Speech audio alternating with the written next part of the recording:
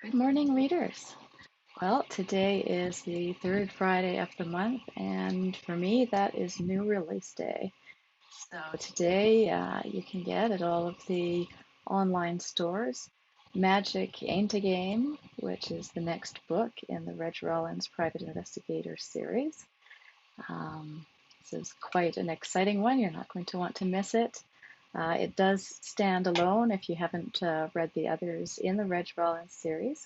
And if you haven't read the others in this series, you might want to pick up the first in the series, which is free, What the Cat Knew. And you can also get the first three in one for $2.99 at all of the online stores. So if you would like to pick up some more in the series, then grab those today and then head on over and pick up Magic Ain't a Game.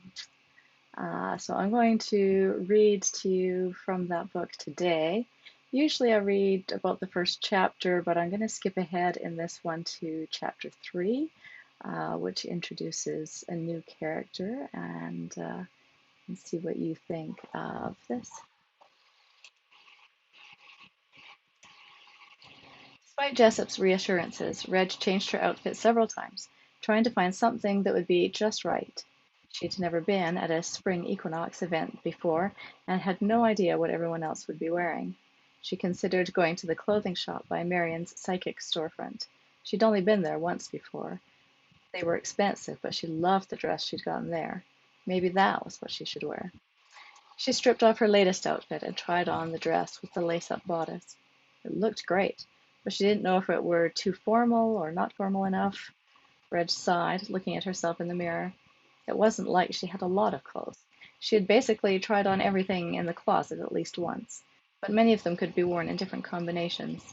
Maybe there were a few more she should try until she was sure she had just the right ensemble. When the knock sounded at her door, she still had not decided. She pulled the dress back on again and hurried to the door to let Jessup know she would only be a minute or two longer.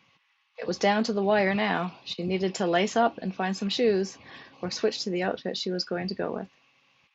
Reg opened the door without checking the people first, which she knew better than to do. Luckily it wasn't Corvin this time, or Wilson, or some dark creature who wanted to harm her. But she didn't recognize the man who stood at her threshold.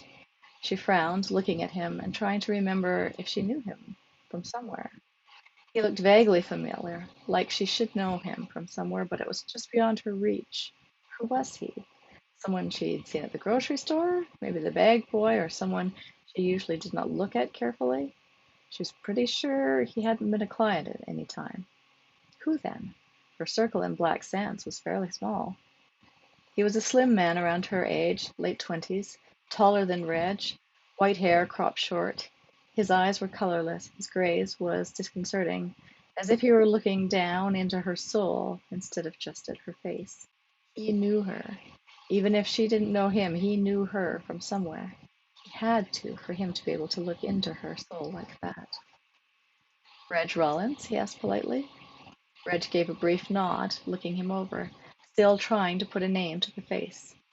Julian Sabat. The name was familiar, but Reg hadn't heard it in a long time. She shook her head, trying to remember. Julian Sabat. I'm here in an official capacity. He reached a couple of fingers into the pocket of his crisp white shirt and held it up so that she could see it. Julian Sabat. Magical Investigations. Endangered Species Division. Reg blinked at it. She reread it, making sure that she had it right. Reading wasn't her strong suit, and she frequently confused long words. Magical Investigations. Endangered Species. Who are you again? Reg asked, sure she had missed something. I'm here as part of an active investigation into some recent activities in the Everglades National Park. Oh, the Everglades. What could he be investigating in the Everglades? Just about everything had gone wrong in the Everglades. There was probably plenty to investigate. Who knew how many lines she had crossed in trying to find Wilson and to stay alive? She hadn't understood before she went just how dangerous it would be. Corvin was right. She had dashed into it headlong without knowing anything about what she was facing, thinking she would be able to just walk in and out without coming to any harm, like going to the zoo or the playground. What could happen? Now she knew.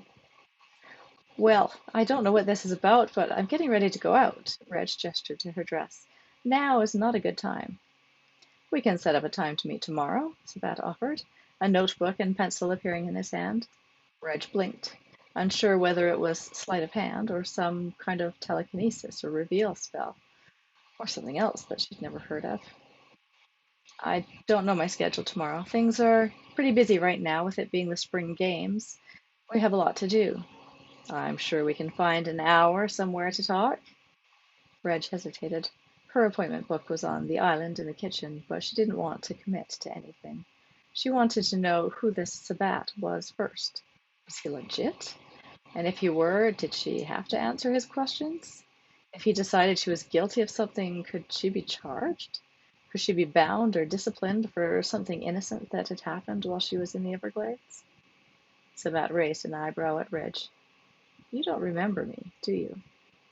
Reg shook her head, baffled. She hadn't met him in the Everglades. She was pretty sure about that. And if she hadn't met him there, then what could he know about what had happened there? There was a small smile on Sabat's face, a secret, superior expression. I always thought you had powers. All right, so that is from the early part of Magic Ain't a Game. You can see Julian on the cover here. So if you would like to read more, there is a sample on my website, or just head on over to your favorite store and download it now. Okay, I'll talk to you again next week. Enjoy your reading. Oh, and there's other new releases on my blog post as well. So do take a look at that and see whether there's anything else that you're interested in. There's some good books in there. All right, till next week.